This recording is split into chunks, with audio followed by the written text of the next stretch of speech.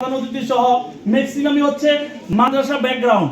প্রধান অতিথিও মাদ্রাসার স্টুডেন্ট, উনি মাদ্রাসা থেকে দাখিল আলেম ফাজিল করেছেন।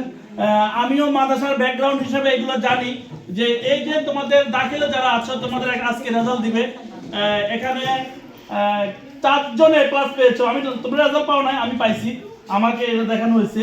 এবং গণিতের ক্ষেত্রে অনেক বেশি অকৃতকার্য হয়েছে। এটা হতাশাজনক না, কিন্তু হতাশাজনক তখনই হবে না যখন তোমরা এই রেজাল্ট দেখে সামনে 3 মাস প্রস্তুতি নেওয়ার যে সুযোগ, এই প্রস্তুতির জায়গায় যদি তোমরা যথাযথভাবে চেষ্টা করো, ক্লাস শিক্ষক যিনি আছেন উনিও চেষ্টা করবে, উনি অবশ্যই চেষ্টা করবে, আর তোমরা যদি চেষ্টা করো তাহলে আমরা হতাশ হব না। যে 4 জন এ প্লাস পেয়েছো এবং বাকি যারা পাও নাই আর যারা ফেল হয়েছে, আমি এটা বলবো যে এটা শিক্ষার্থী এবং অভিভাবকদের সমন্বয়ে এখানে প্রতিষ্ঠানের সবাই কাজ করবে।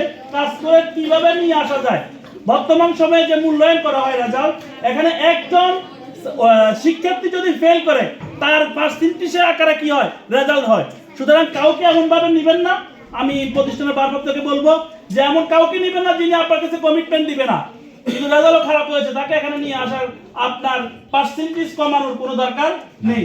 অভিভাবকদেরকে বলবো আপনারা আপনাদের সন্তানদের রেজাল্ট দেখেন।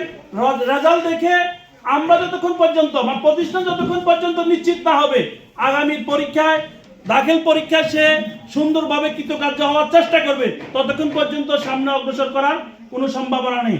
আর যারা আলেমে আছো তোমাদের প্রতি অনুরোধ, আমি এরা নতুন হিসাবে পাইছি, 1 মাস হয়েছে, যার কারণে কোনো কঠিন সিদ্ধান্ত নিতে পারছি না। আলেমের ক্ষেত্রে যারা টেস্ট পরীক্ষা কিছুদিন পরে হবে, এদের ক্ষেত্রে বলবো যে যদি সর্বোচ্চ 2 বিষয়, এর বেশি হলে নেওয়ার সম্ভাবনা খুবই কম। কারণ হচ্ছে তোমাকে নিয়ে আসার এতদিন পর্যন্ত 2 বছর সার্ভিস দেওয়া হলো প্রতিষ্ঠান থেকে, এখন যদি তুমি টেস্ট পাস না করো তাহলে সামনে যদি তুমি অকৃতকার্য হয়ে মাদ্রাসার যে শতাংশ হারে রেজাল্ট দিবে, শতাংশ মাদ্রাসার রেজাল্টের খারাপ হয়ে যাবে। সুতরাং তোমাকে নিয়ে আমরা চেষ্টা করবো, কিন্তু তোমাকে নিয়ে একবারে পাস করে দিয়ে আসা বা করা এগুলো হবে না। আর বর্তমান শিক্ষার যে মান এটা পাল্টে গিয়েছে। গত 2টা রেজাল্ট তোমাদের জানা থাকার কথা, রেজাল্ট বিপর্যয় হয় নাই, শিক্ষার মান শিক্ষার জায়গায় এসেছে। প্রতিষ্ঠানের পক্ষ থেকে বিগত দিনে কোনো সহযোগিতা করা হলেও আমি সভাপতি থাকাকালীন স্পষ্টভাবে বলছি, পরীক্ষার হলে গিয়ে কোনো শিক্ষক প্রতিষ্ঠানের পক্ষ থেকে সহায়তা করার প্রশ্নই আসে না।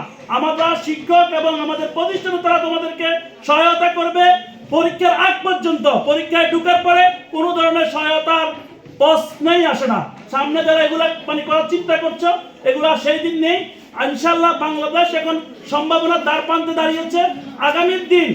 আগামীর দিনে যে পরীক্ষাগুলো হবে এগুলো বিগত দিনের মতো হবে না, এগুলো আরো বেশি 2001 থেকে 2007-8 সালে যারা পরীক্ষা দিয়েছে বা আমরা যখন দিয়েছিলাম তখন যেরকম ছিল ঠিক সেরকম হবে। এই জন্য শিক্ষার্থীদের উদ্দেশ্যে বলবো, তোমরা পড়ার টেবিলে বসে যাও।